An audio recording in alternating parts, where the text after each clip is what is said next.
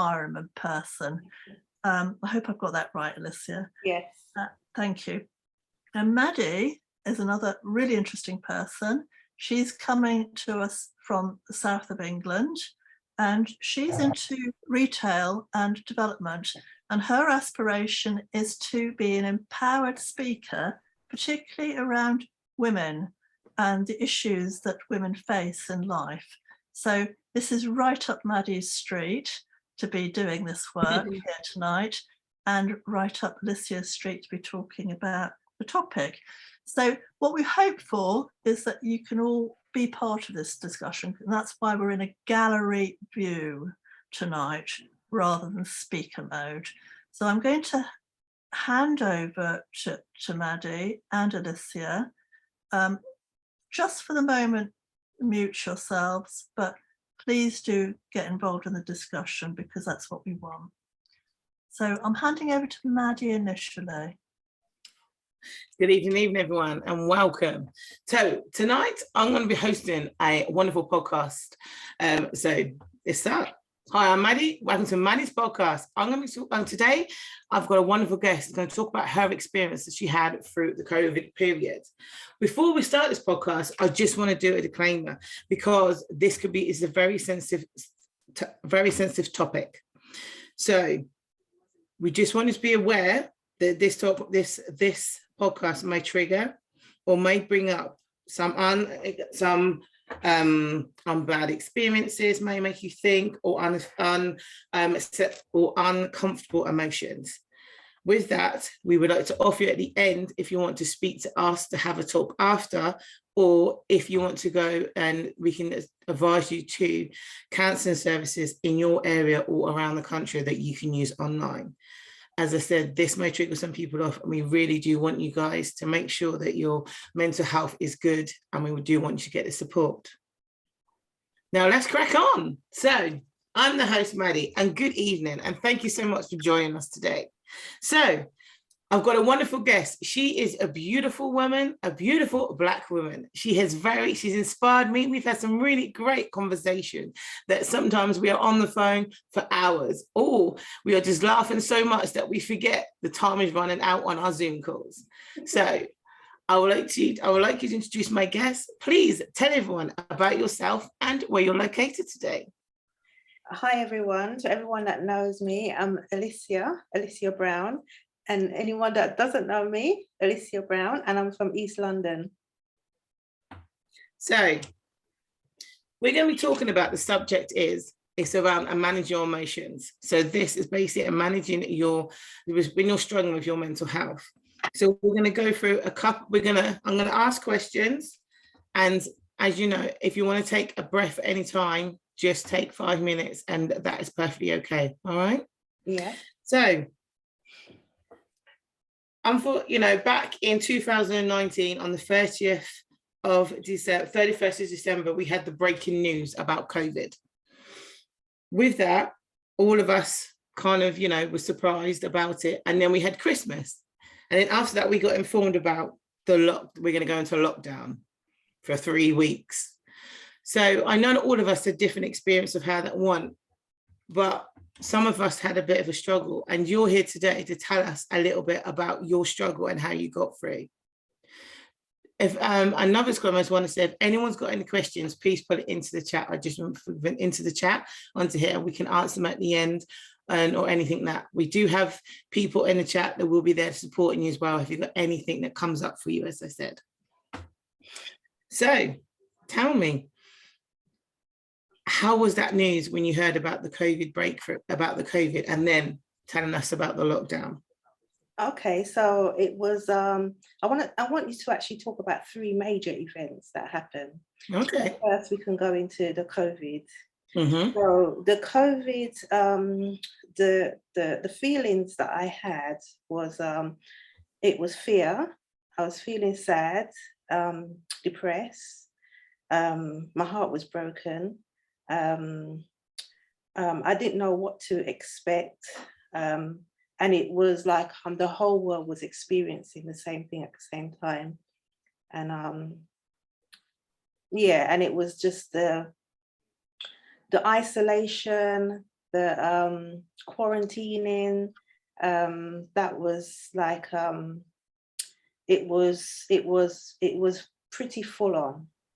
At that time, what was your mental health at that, you know, before, kind of at the period before, like we went into being told about that period. Some of us, you know, everything was great. Yeah. And then it hit us like a rock. You know, I can just say for myself, 1 minute I can go to the shop and next minute I can't go. It felt like I couldn't go to the shop and visit the shop to buy milk because I had an hour slot. It felt like, you know. Yeah, definitely.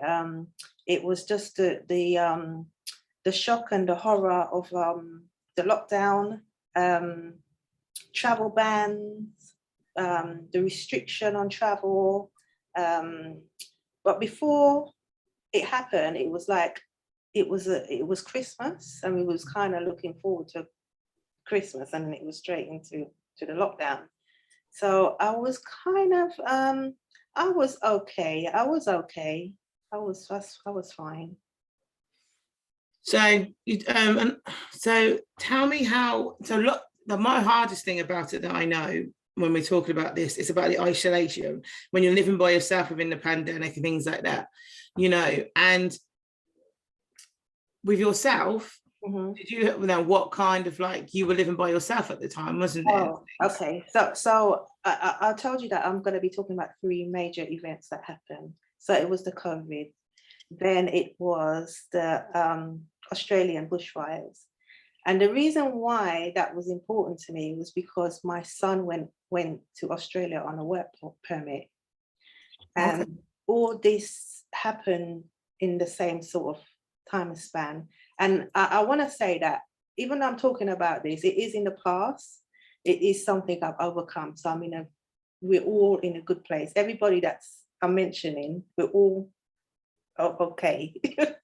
Yeah. So it was on exceptional fires due to dry conditions, and it was a duration of about 5 months. Yeah.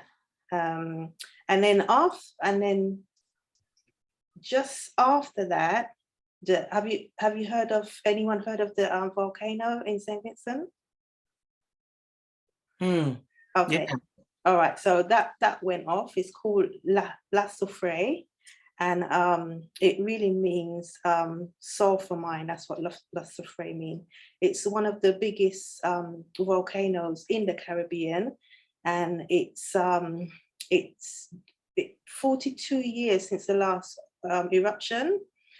And my mom's living in St. Vincent, and I have family there. There's indigenous people there that's living in the red zone because it was classed as a emergency. People had to flee their villages, 30 villages, and go to like the green zone. And it was good that my mum was in this green zone anyway, but that was happening at the same time. Yeah, that's quite 3 major events. It's quite a lot of emotional pressure, isn't it? Because you know, you're concerned about your son, you're concerned about your mum, extended family back home, and then you're concerned of yourself here. That's quite a lot. It was quite a lot. It was quite a lot. And thank goodness for internet, you know, and yeah. Yeah, finding the support and things. Yeah. So I just want to go back a little bit about isolation, about like, because I know that you have like a couple of quotes around that about explain like what that was for you, how it was felt, you know, because you. Well, for me, I would like to read a poem, if you don't mind. And the poem is actually called Compassion. So let compassion lead your way. Let it be the first breath that you take as you start the day. When you listen to the sorrow of your mother's heart, be the compassionate by letting go of your pride, and let compassion be the medicine that heals the pain that resides in your father's mind. When the regrets of yesterday and the worries of tomorrow discourages your soul, call upon the love of compassion to help you feel whole. For once you build compassion inside and it's applied, it not only heals, but it also heals the rest of mankind. And that's by Marcia Anna. So I thought that was quite fitting. So yeah, so that was I had to be compassionate with myself and my inner emotions, because I realized I was very ignorant to my emotions. And actually I used those it turned out those 3 uncontrollable events was a catalyst for me getting in touch with my inner emotions. And yeah, it was great. So what emotions, so we did talk about some of the emotions, but what was the breakthrough? When was the breakthrough after your... Right, so the breakthrough for me was, you remember I said it started just before Christmas, so it was kind of dark, wasn't it? And it was 3 months, that's what I had in my mind, 3 months, then there's going to be a slight change in the weather, you know. So I thought spring, new beginnings, that's what helped me, yeah. And I really believe most of it during the summer, it really buffered a lot, because I used nature, the natural surroundings, to help buffer the isolation. So it didn't feel so bad. It didn't feel so like you're in a cell, you know? Yeah. Yeah. I think everyone kind of found their kind of like, even it's just not just nature, they found they could be creative, they could be other stuff that they didn't, that we've kind of, we took for advantage. Yeah. Because we were stopping. Yes. But we're able to go out in nature and actually look at the tree more closely, or you could go along and hear the river in wherever, if anyone is near water, you know, and things like that. So yeah, it was I think it was great for everybody. How do you take control of your emotions? So how did you take control after your breakthrough, and what ownership did you take on your life? Okay, so the ownership that I took, so it was the same situation, but my mindset on my emotions was different. So I was still in a work in progress, and I had to realize the first emotions that I neglected that brings me joy, happiness, laughter. I realized, when was the last time I laughed? When was the last time I just, you know, that belly laugh? You know, Yeah. I realized that didn't happen for a while. And the parks, woodland, the landscape, it sort of, that it brought me back in touch with my feelings. And so I can appreciate when I come back home, that I can appreciate my surrounding, my environment. It wasn't negative anymore. Yeah. Because I had to also be of support to my mum and my son. You know, sometimes my mum didn't have the internet because of the volcano. There wasn't any connection, so I had to give her. We had to use whatever time we had. Yeah, I had to draw from the past a lot. Yeah. Well, I think it'd be good if we open up to some people and ask the question. I just think like how, and it'd be really interesting to see other people's kind of strategies of what they did at the time of like kind of isolation, or how they dealt with keeping herself motivated in that period. If Can I, anyone, can I ask Alicia just one question before we Yes. do that? Alicia, you're really connected to your environment. It's really important to you. I mean, I know you've talked about visualization. Do you want to just talk a little bit about that and how that has helped you as a strategy? Yes, definitely. So visualization for me is when I'm going to, when I want to do something positive, I actually map it out in my mind and I follow it through. And pictures come in my mind. Exactly what I need comes into my mind. It's like a room and it's got no furniture, and the furniture and everything is being placed, and then the details are there, and that's how I use it. Yeah. It's a very, very strong strategy to have, Yeah.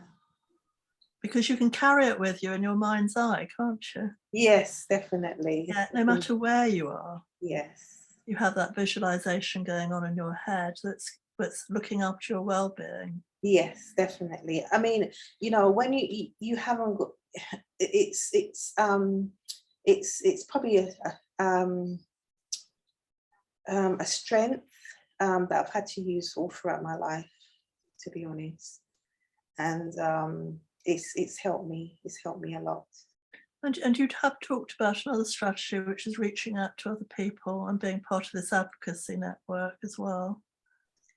Definitely. Reaching out to the neurodiverse community, it's been like a life-saving thing that happened for me, and not to me, for me. You know, I sometimes I draw on the past, and I'm from the Generation X, and that was when computers were first available in our homes, and it was a time when the threat of war was upon us, and I draw upon those what people may have been going through, because I was, you know, the reason why I'm saying this is because there is evidence to suggest that between the ages of 0 and 5 is your informative years. And because I was born then, I think it definitely gives me hope, and that every tough situation, sometimes your mind can conjure up the worst scenario, and it really isn't. And I'm here to say that's why I'm here, because of that. Yeah. Okay, well, as Maddie says, let's open it up to other people's strategies in looking after our well-being. I mean, Alicia has been very kind to share some of her strategies during a very hard time for her during COVID. And I didn't realise how hard it was for you, Alicia, with all those major events around your family. So it's massive. So anybody else got any points, comments? Sharing strategies? oh, oh, so many people coming in. Oh yes, go ahead, Andrew. Hi, yes. Hello. Yeah, so I went through you know, a split during the lockdown. So so May 2020, and I was with a person for 8 years, and you know, I'm not going to go into details, but in terms of once I kind of moved back to the homeland of Essex, I kind of helped my family. So my dad has got blood cancer, so just terminal. So I kind of was helping him, kind of being there whilst I was staying with my parents for a few months before I got this flat. And I was kind of, you know, trying to help with him, and I would go and visit my sort of late grandmother, because, you know, she died like in February last year. Because kind of just when she rung, she had a bit of slight dementia at the end. I'd say, no, don't worry, I'm going to come and see you. And kind of trying to be there. And also I kind of joined a local disability support network where I live. So we have a WhatsApp group, and it's something that I think maybe this group could benefit from, because what happens is the people kind of sharing ideas. So this particular group that I kind of belong to, PACT, we kind of talk every day, and everyone lives around here. And obviously I know this group is kind of a lot wider spread, but by having that engagement, and once I joined sort of October 2020, we were able to kind of get to know each other. I know it was via text, but from an autism Asperger's point of view, it was actually better. I mean, I have dyslexia and dyspraxia as well, but in terms of we had regular Zoom meetings and engaged. Leo, he's my dog sitting on trying to fiddle on my recliner. But yeah, the point is, it's kind of reaching out and being able to. So I provided support. I did not really stop working other than kind of the summer period, but even then, I was doing a few hours, but I didn't stop. And the lockdown has enabled the realization that some student support is better online. So for those with autism or Asperger's having sensory issues and universities not being able to provide a room, being able to meet on Skype, Zoom, Google Meet. I don't like Teams because I find that, because I'm on an AT trainers list and I get emails, it's very distracting. Whereas with Zoom and Skype, you can kind of control it. But being able to provide support for the student, it worked well. Once I'd initially guided them through, and it also provided continuity and, being able to reach out. And, I've been working remotely now for 2.5 years, and it works well for me. I have started to see some clients in person, like one who lives in Chigwell, because she lives only about 25, probably about 35 minutes away in the car. But because of when she's got work going on in the house, we said, okay, we can do online, but once she's finished the work, we can go back to meeting face to face. When she's got builders there, I'm not being funny, it's not particularly kind of inclusive for me to be able to show how to use computer equipment and so on. But, and also, having my dog, so working remotely has enabled me, so I'm a single dad, so I've had little Leo for a year now. So I got him last September. Being able to spend more time with him, going out for walks, having, when I joined my current employer November last year, we have a team call every day. And then we have a tutors group meeting every Thursday, which, I'm not meant to run it, but I kind of normally end up kind of contributing a lot, because I always get a lot of emails, because I'm a lot of these free email lists. But it is about being there and actually acknowledging what you need and supporting someone and trying to see someone else's point of view. And my sort of message is always to kind of love thy neighbor. So there's some elderly people that live literally about 10 minutes away by our local church, because I live semi-rural, and whenever I see them at the local shop, even if I'm just going to get a cup of coffee, the ladies make very nice bacon rolls. I tell you, I shouldn't go there often, but I should probably go once a week. But my point is going and supporting the community. When these elderly people who meet and have breakfast together, I kind of always say hello to them. And if they see me walking up the street when they're going off somewhere, they always kind of raise their hand, because they don't have family that have stayed around here, unfortunately. But I'll stop and have a quick 5-minute chat. Oh, how are you doing? Or even if I'm just buying my newspaper, oh, how are you? And it's kind of where I live is very kind of, there's a lot of community, different ages. I mean, I'm one of the eldest in my sort of block of flats, because, I'm 39 next month. I know some people don't believe me, but in terms of kind of up that way, there are people kind of older still, but it's everyone kind of looks out for each other. Like the other day, a lady who I don't know even said to me hello when she was walking on her bike. So it's kind of like when people kind of try and reach out and looking after, I'm not particularly religious, but I do like, as my old Sunday school teacher, who actually coincidentally now lives around the corner from me again, just up the road, she said always to love thy neighbor, and that was something she told me when I was 5. Yeah.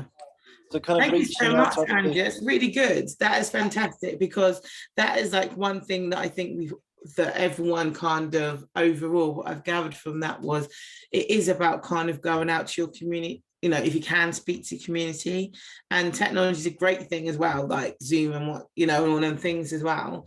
And yeah, I agree, like, you know, sometimes saying hello, you know, I lived in my place for a while, didn't know any of my neighbors, and I say hello now, that's it. And I'm like, but even though if I'm in, I'm not in. So that is so important, definitely. Yeah, true.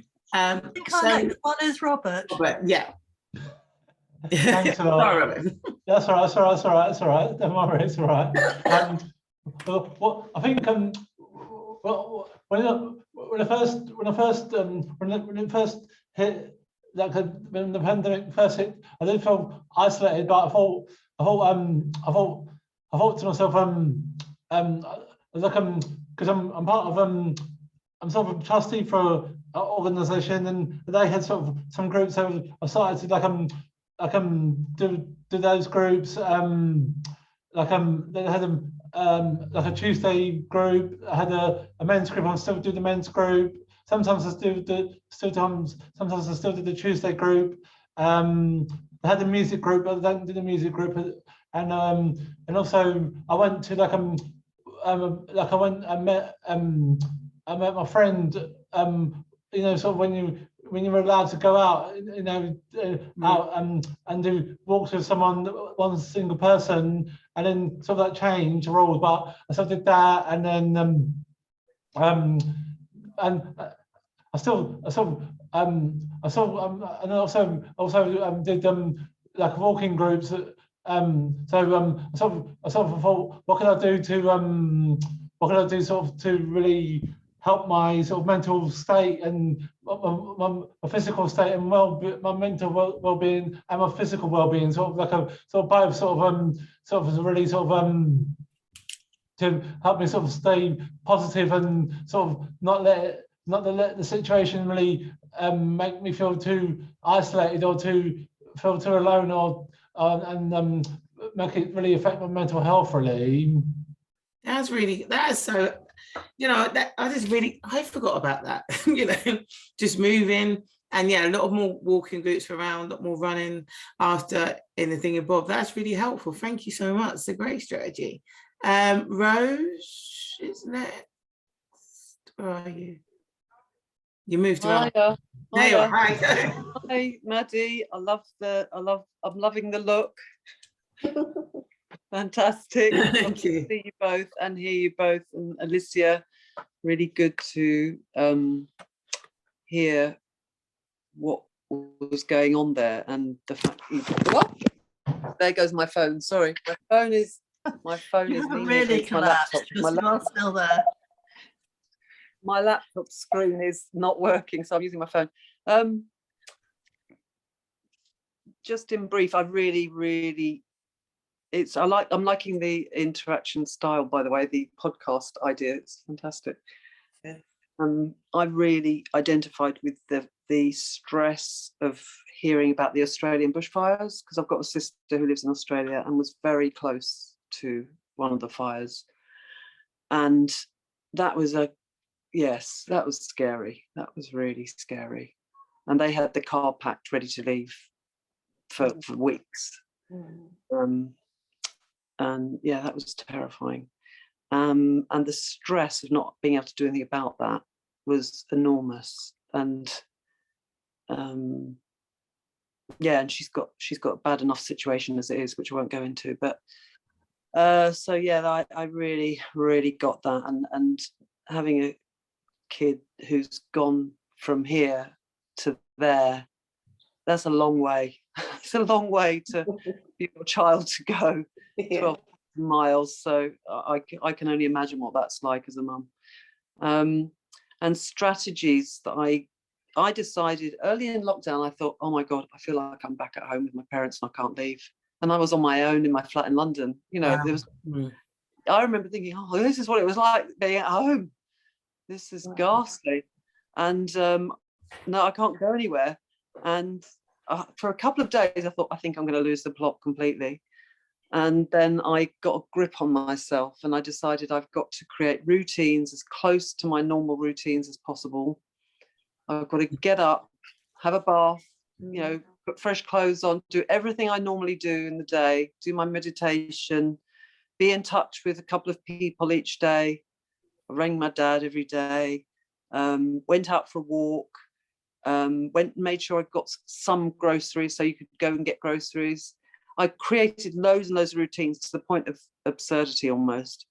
And I remember going for a walk in places where there were hundreds of people who weren't normally there in the park, and thinking, where are all these effing people coming from? Why don't they piss off? I can't stand it. There's too many people.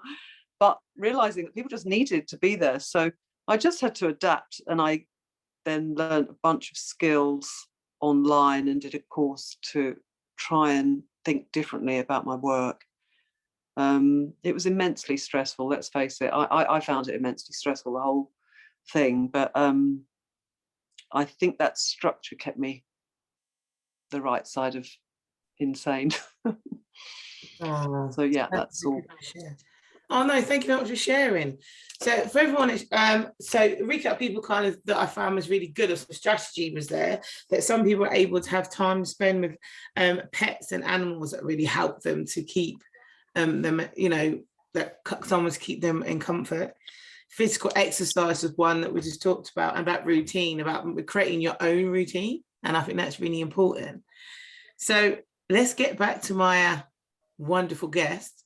So tell me, you know, what kind of things did you do to help with your mental health when you were struggling and stuff? Like, you know, we've talked about some things. Me, it was music. I was listening to music. That really helped, and dancing around the flat when I had to clean it, because it had to be cleaned at some point. So the music helped to do the cleaning. So what other kind of things for you, or other things of strategies that you have?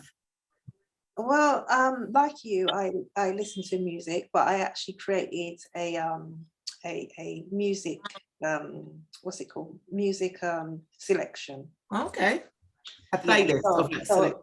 So yeah, so it was very uplifting, like, you know, songs.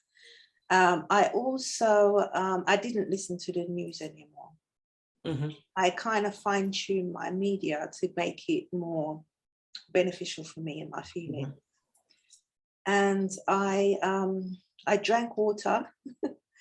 I what else did I do? I slept. Sleeping. Now that's one key thing that I feel is really, that this says sleeping, because I know there's some really great benefits from that as well. Yeah, definitely. We had a talk recently about the circadian rhythm, and sleep is so important to rejuvenate yourself, your sleep pattern. And for you, without sleep, you're cranky. You're not feeling good. You're not feeling, you know.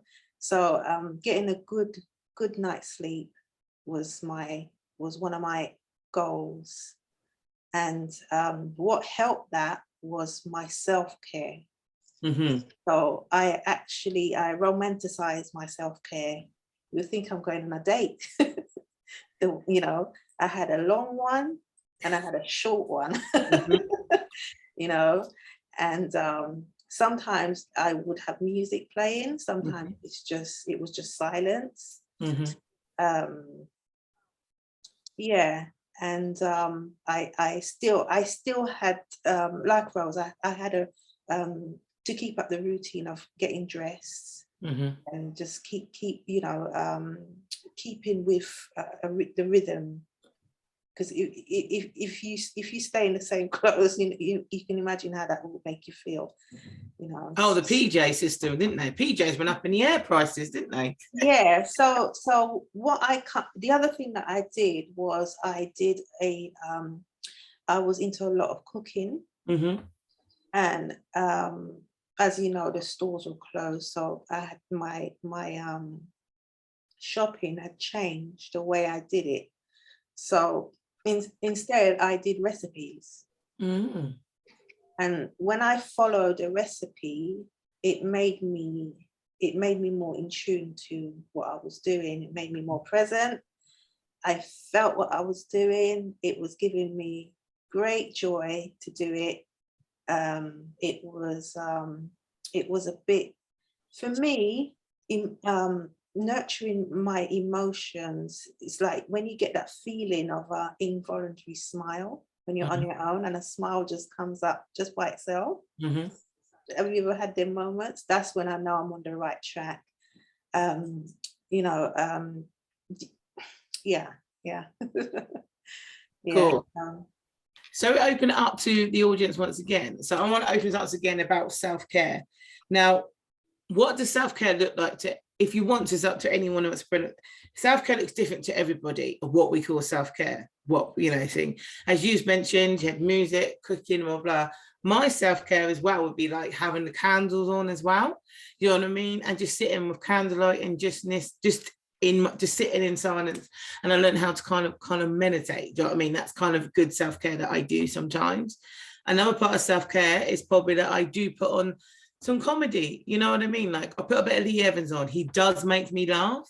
So like when I went to a restaurant the other day, I was watching it. I just laughed at the poor waiter because I just remembered about what happened.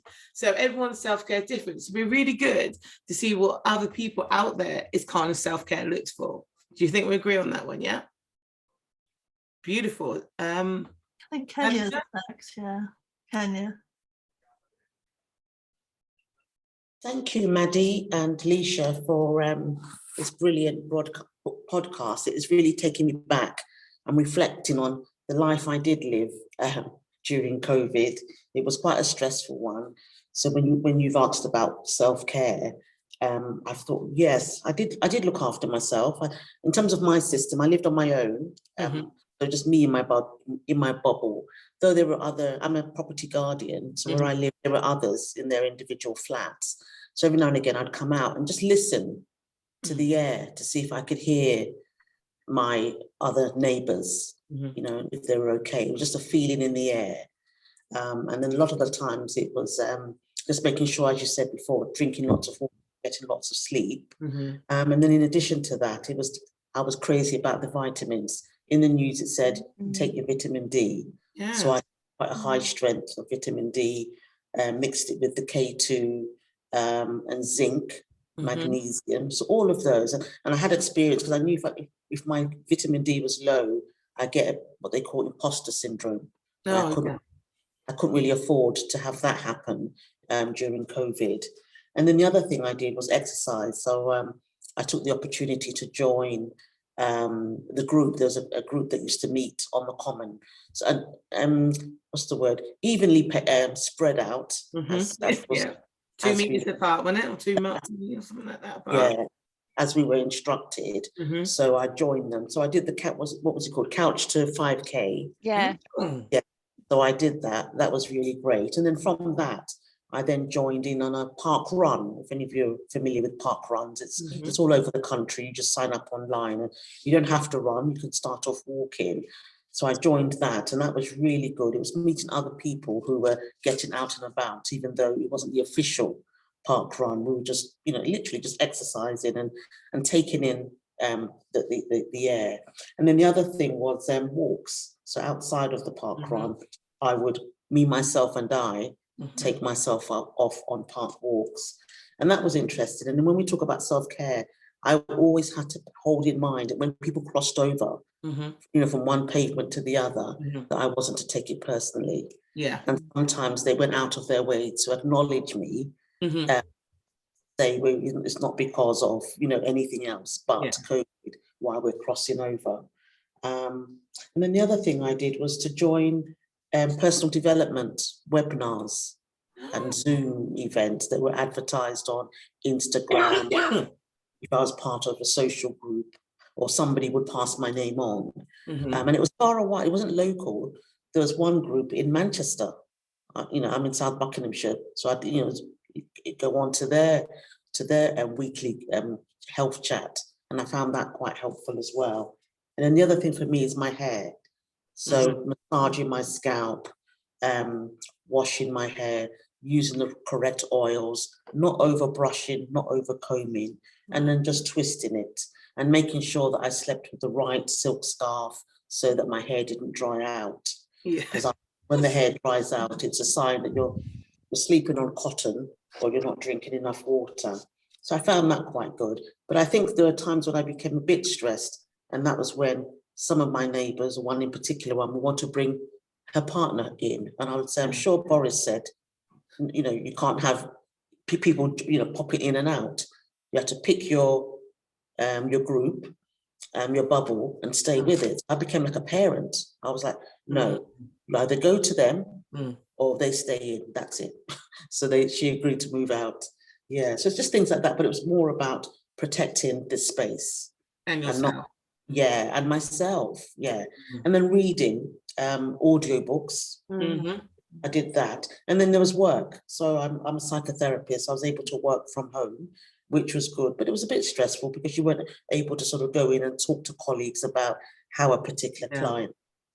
And then the other thing that I got myself into, which is really funny, I took the opportunity to accept a scholarship to go back to university during COVID. So, and yeah, it was really, really stressful, but I managed to get through it and pass it. But that was a journey. And there were moments where I really reflected on myself and had to up my self-care. There was a lot of self-talk. Yeah. A lot of self-talk. And that's also where my neurodivergent condition sort of showed itself as well. And I had to acknowledge it and talk to it and have it guide me as well. So that's my little talk about my self-care. So much for sharing. That is fantastic. I just want you to give yourself a congratulations, pat on the back, because you've achieved amazing stuff, and you need to recognize that yourself as well. Just to, you know, just thank you. Okay, so Robert.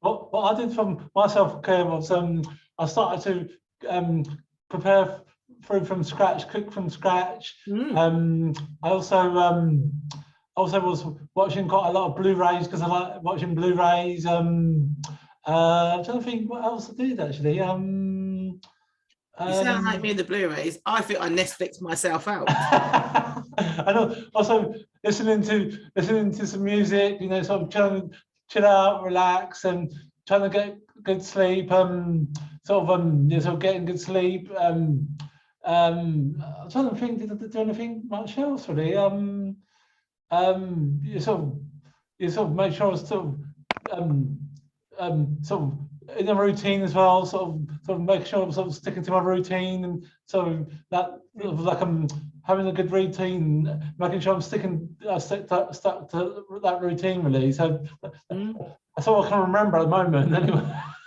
But that's a good thing though. But that is it. As I said, everyone's self-care is different. So what you did was amazing, because you did a really good job as well. Just like just doing what basically works for you, you know, all of us. And that's good. Or trying new things. Yeah. I did knitting. I'm not going to say that. That's it. I made a pillow. I was so proud of myself. Anyway, next person is Oh, hi everyone. Alicia, thank you so much. Maddie, I did a bit of knitting. It didn't last too long, but yeah, I did a bit of knitting. Thank you both so much. Thank you everyone for being here. I agree with what Kenya just said about, like, it's been a real sort of opportunity for me to go back and sort of review and remember what that time was like. And for me, the self-care was really kind of like, so when we went into the first lockdown, was it March 2020 or around about then? Yeah. My son come home from uni. We were getting on really well. We were going out for walks every day together. The skies were quiet. I could hear the birds sing. There was something that was quite beautiful and attractive about it. I was doing Adrienne's like 40-day yoga at home on YouTube, and you know, and then as we began to kind of, Jacan went back to uni, and then he came home during the winter, and his mental health was shot to pieces. Shot to pieces. And he retreated into his room, and I retreated into my room.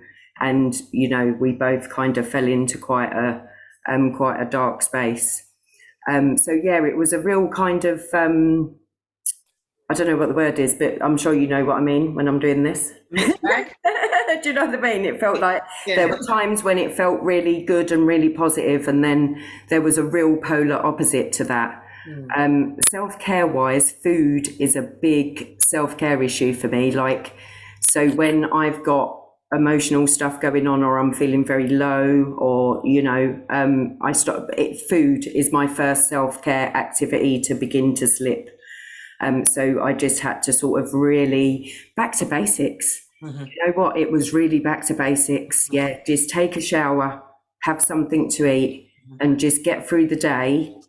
Try to be as kind as possible. Reach out and speak to people. That was really important. Maddie, I think you mentioned creativity. Creativity was huge. I started an Artist Way group with me and a few friends. We got together and was writing morning pages and and then sort of things when the spring. Alicia, you said, didn't you, about like, waiting for that that winter, that Christmas, that winter that we had, where it was just waiting for spring. Like it felt like such a slow descent, but you were so right. I think from the winter solstice, the 21st of December, I felt hope that like we were moving towards the light somehow. So so thank you so much. It's been really good to kind of just to remember what that was like. Yeah, thank you. Dee. You're welcome. That was great. Hi, thank you. Thanks for this podcast style excuse me, event, session, etc. I think listening to what people have said, I was thinking, some of it is like, oh dear, I didn't do that. Maybe I should have done that, or I did do that, or whatever. But I think kind of on the whole, lockdown for me was a good time, because I hated my job. So I was working from home for a little while, and that really wasn't good, because, you know, home was work and work was home. And, you know, I live in a 1-bedroom flat, and there wasn't any escaping the computer sitting in the corner and the work that I hadn't managed to do. And anyway, so I was really glad when they furloughed me and then they made me redundant. That was good. And I think I wasn't, what people are saying about self-care and everything, I was really bad at that. I won't even tell you how bad it was, because it just sounds terrible.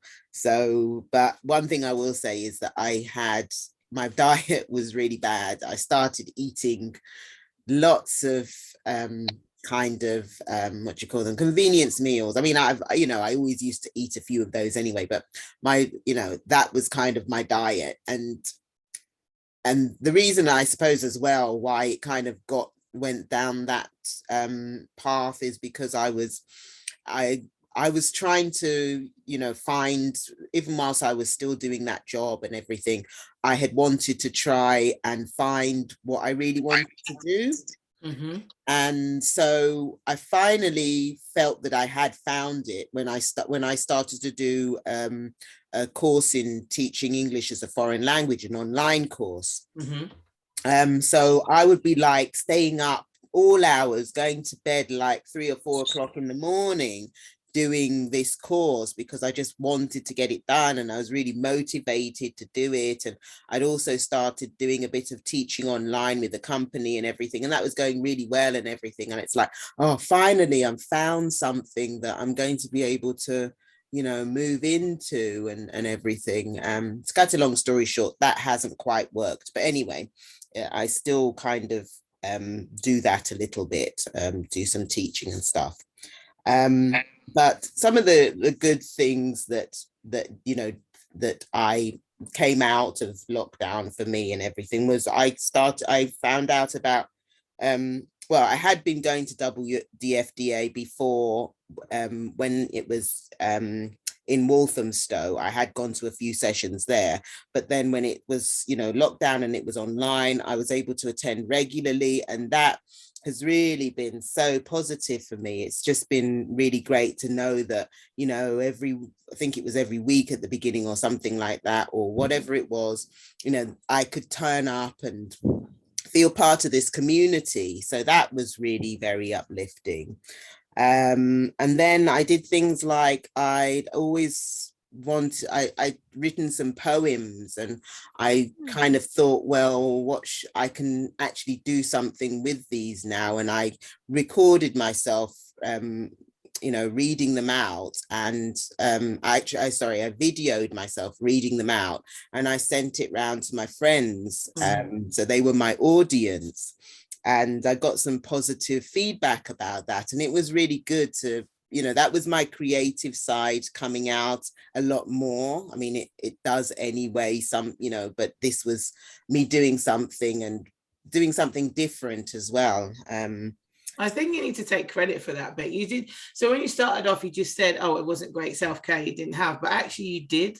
The one thing you just mentioned is that the one positive thing is that you did your poetry and stuff like that, that actually you did do some of self-care because you wrote it out in a poem. Yeah, that's true. That's true. Actually, Dee, do you have a poem that's relevant that you would like to share?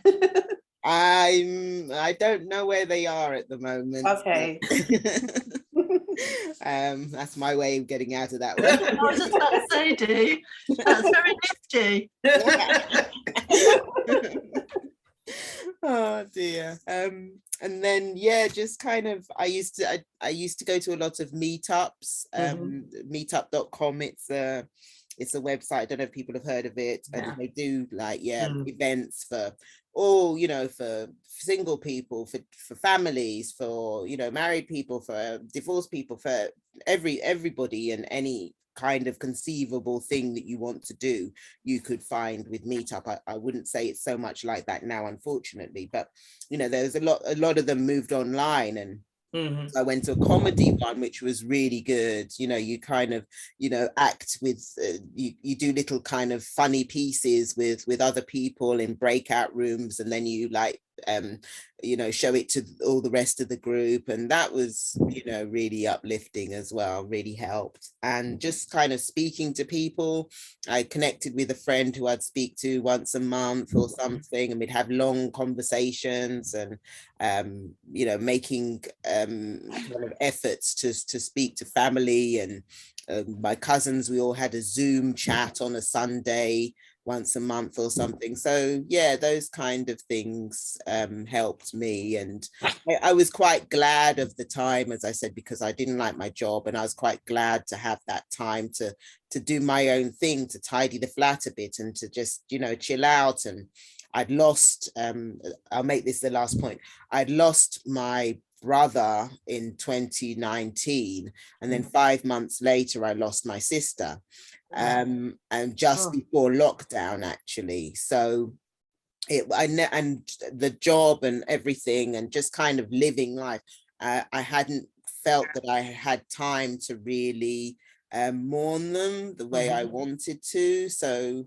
I don't know, my therapist at the time said it made me seem like it was a weird thing to do, but I think it was really good that I kind of would like timetable in the day this time when I would like sit and play some tracks that reminded me of my siblings, and kind of look at things that were connected to them, and just have a cry basically, and have that time to really mourn them. And I felt that afterwards, I felt, you know, when I didn't need to do that so much anymore, I felt like I was in a better place a bit. I mean, I still haven't really got over losing them, but it helped, I felt at the time quite, and I was, you know, I needed that time to do that. So yeah. Thank you so much for sharing that, everything, Bob and stuff. As I said, that there is other support as well. If you do need it, just let us know and we can see what's out there.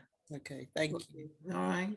Doreen has said she's got a poem. I mean, I just wonder whether we should have the poem now and then go on to James, because the poem is connected to what Dee has been talking about, perhaps.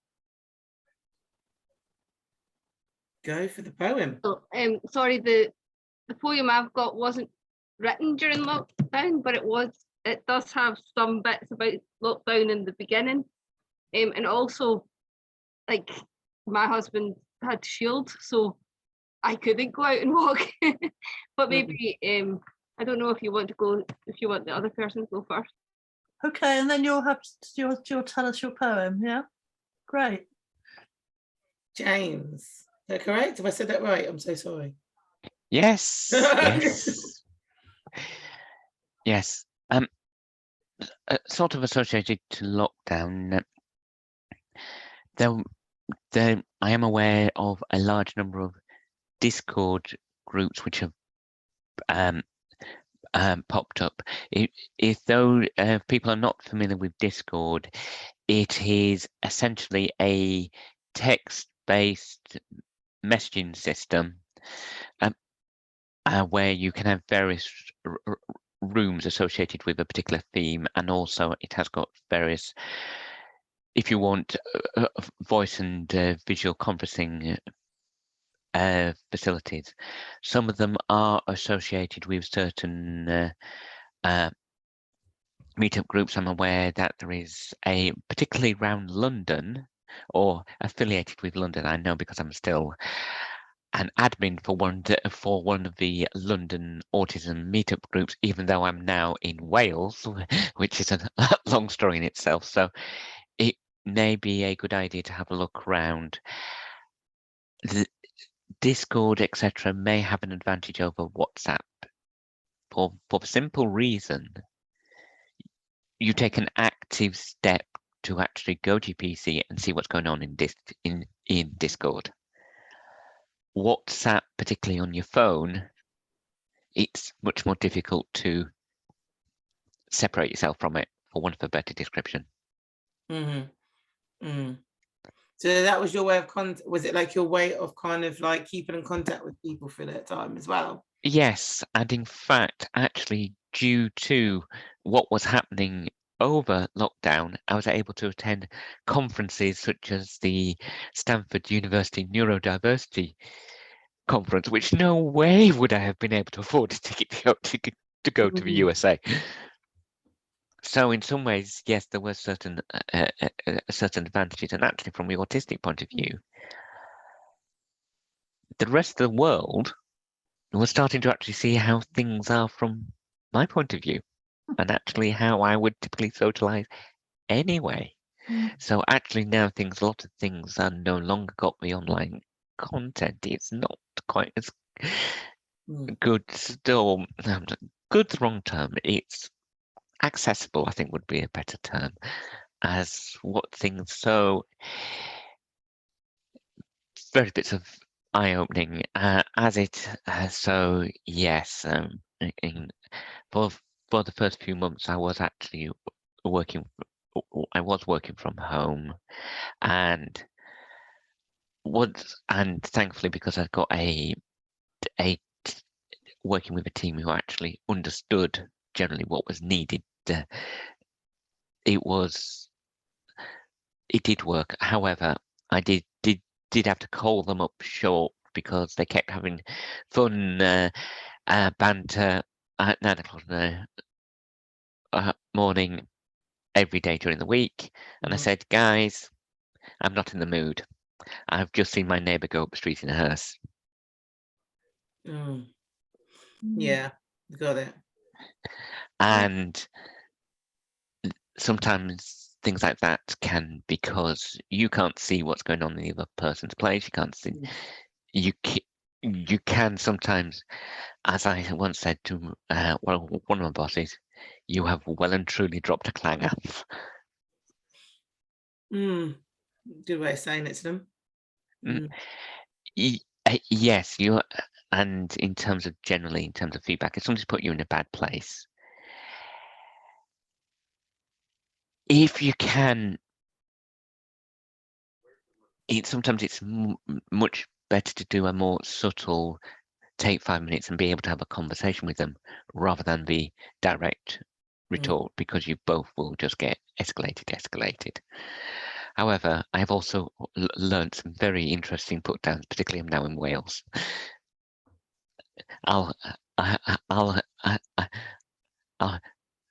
I'll let you look up 100 carrots in Welsh. So, Okay. so yes, carrots 100 in Welsh. It's got quite an interesting translation. Thank Anyway. you so much. That's really cool. I'm actually probably going to have a look into that. It's probably very useful. No. As I said, it's quite rude, that one. So I would just say I would advise you to look it up before making use of it. Oh, I will do. Okay, then. Back to my beautiful my guest today. So, as you mentioned as well, for you, the online community has been really helpful for you, hasn't it, babes? Tell us a little bit, tell me a little bit more what you did on using the online system, using the online community. Well, first of all, I embraced it like I never had before. It's a bit like if you can't know darkness unless you can't know light if you haven't experienced darkness. So I embraced it wholeheartedly, and it was something I knew. It was like a big hole that was missing, that connection, and it changed. It helped to change my brainwave pattern. It gave it a direction. It gave it it's just like with the podcast, when you listen to the audiobooks, it was like there was someone else there. There's that it's very comforting to be in a community that's like-minded, and that you can stretch your imagination. You can you have different discussion, different topics, and also the involvement that you get to be a part of, seeing something starting from nothing to something, little ventures, pockets emerging from it. So it was really good for me, and it suited me down to the T, definitely. Yeah. Beautiful. And it's nice meeting, eventually meeting up with the advocates. But it was nice being in that group and getting to know the community over a period of time. And it was very nice, definitely. Still is. Beautiful. Doreen has just posted her poem. Doreen, would you like to speak to your poem? Yeah, it's probably best if I speak to it rather than trying to read it out. So I said that I had to shield with my husband during the first lockdown, and a little bit during, the second lockdown or the more recent lockdown. But I've got family in France and in America, but it was really weird because my husband's, parents at the beginning of the COVID time were COVID, now it's just his mum. But we were as helpless to help his dad with, he had lung cancer, and then he got all cancer and anyway, during COVID. So that was very strange. But also this Easter I got COVID, and now I've got long COVID, which is unfortunate. I wrote this poem that's in the chat at an event called Spark Her Words. That was just recently, but this was when I was really struggling with long COVID, but not accepting it because I've got fibromyalgia as well, and I just thought it was cleared up. So in a way, it kind of talks about how I enjoyed lockdown. I was actually quite fine with lockdown. I was trying to return to a world that isn't meant for me. That's the problem. I think that's really interesting, actually, Doreen, because I've heard a number of people say that that their lockdown was quite good, because it meant that the space that they craved was validated, because we had an awful lot of space, actually. I mean, I know we were locked down at home, but we were allowed out as long as we didn't connect with anybody. And you know, there's a few people I know who just really loved it, because of just the way they are in terms of their lives, or whatever they have in terms of the way their brains are wired up.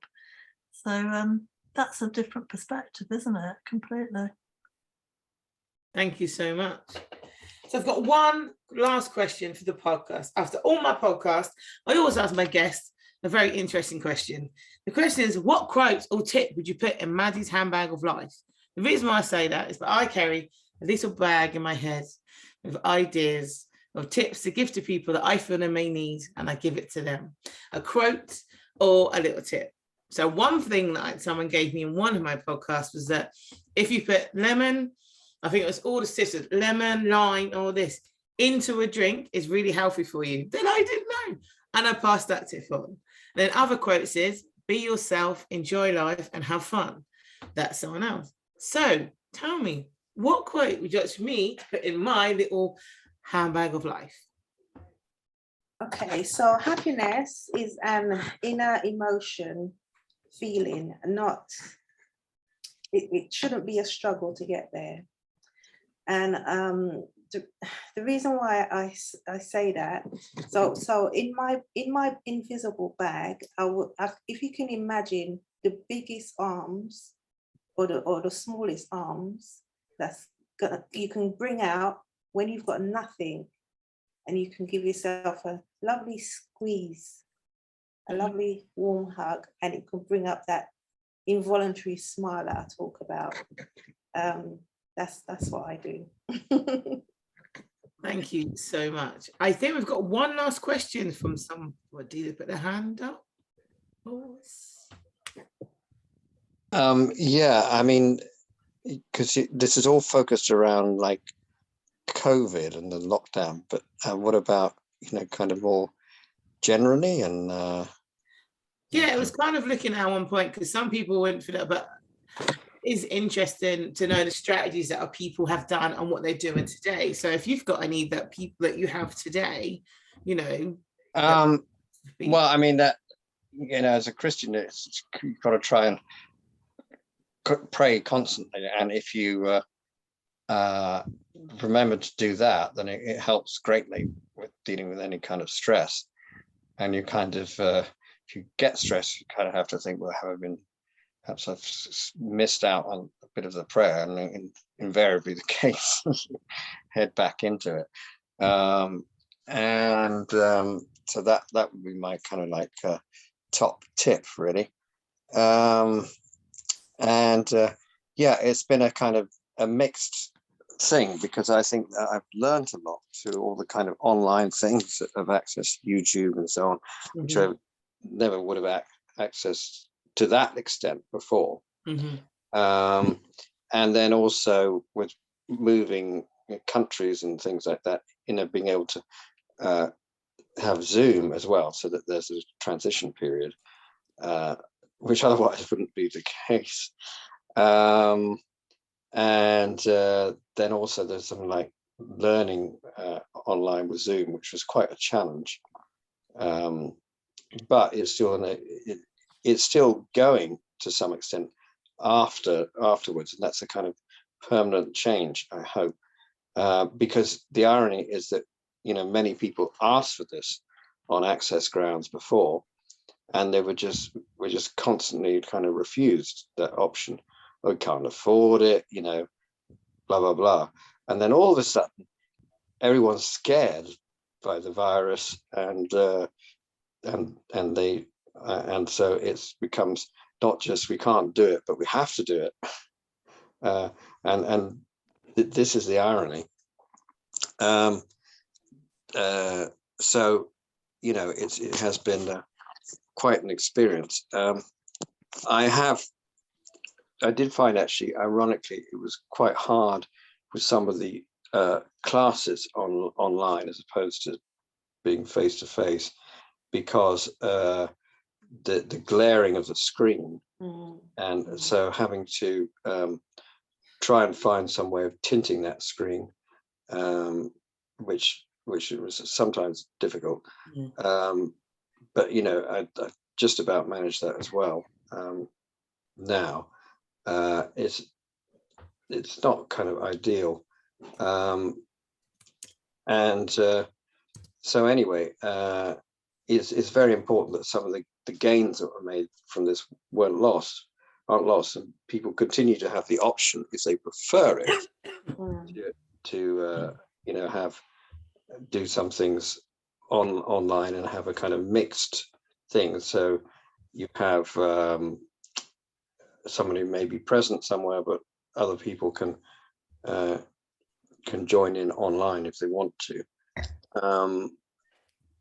And another interesting thing is the development of like breakout groups as well. That's been quite important, because sometimes you end up with these huge Zooms and lots of people. So it's important to be able to have those kind of breakout groups as well, because otherwise, if you've got like say 50 people, then well, you can't have so much of a say. Thank you so much, Adrian. We've got somebody wanting to speak to a poem, if that's okay. Yeah. We've got a bit of time, just towards the end. Is that all right, Adrian? Yeah, go ahead. Somebody wants to speak a poem. Is that Dee? Yes, it's me. Okay. Well done, Ding. Here's one. This isn't one that I recorded. I went to a meetup back in April 2020. Got the date here and everything. I think it was called CP writing or something like that. So it's about April Fools, April showers, whatever. So the title is, we were given a title, and I think the title is April Didn't Fool Me. So the poem goes like this. April's here and spring has sprung. Color exists now where bare brown branches once hung. Lush greens, pale yellows, and much more besides. But stuck indoors, we watch it all from inside, longing to go out there and play and frolic among the ever-changing newness that spring has sprung. That's it. Yay, thank you. Beautiful. Lovely. So from me, your host tonight, Maddie, would like to say a big thank you to everybody who has been a part of tonight's podcast. It's been very good to hear from your all points of views. But overall, I want a big clap and congratulations to my guest. Can everyone, please, a round of applause. Thank you. Anything closing that you want to say to the audience before we go? Yeah, well, I'd like to thank Catherine for this great opportunity, and all the hard work that you do behind the scenes. I feel that you're richly gifted in many ways, and an absolute service, highly refined and a strong character. In other words, you are a high quality educator and mentor. Thank you. And I would like to thank yourself, Maddie, for your support, your kindness, your compassion, and just helping me through this. Yeah, so thank you. And the other 10 advocates. Well, I think you've been a fabulous team, you know, Alicia and Maddie. You really have done an exceptional session here. Oh, brilliant. Thank you. And you know, it's been wonderful. Thank you so much. Yeah. I think what's so interesting about this, both of you, is that, you know, we had a couple of meetings, didn't we? We were trying to search on about the right approach to this. And I think it's a really learning for all of us, actually, about getting the right approach to something and how we might convey and communicate effectively. And you really did nail it, both of you, didn't you? Yeah. You really did. Because, you know, it really worked for you, Alicia, and it really worked for you, Maddie. And it's just great. It's great to have been a part of it and watch it, actually, and hear it. It's nice to hear that. Thank you. Yeah. No, As I mentioned before, anyone's got if there's anything that's thinking about you want to talk, Catherine's there. You can contact me as well if you need, and I can give you the point directions. I've got some contacts that can help you. That's really kind, Maddie. I'm going to stop the recording.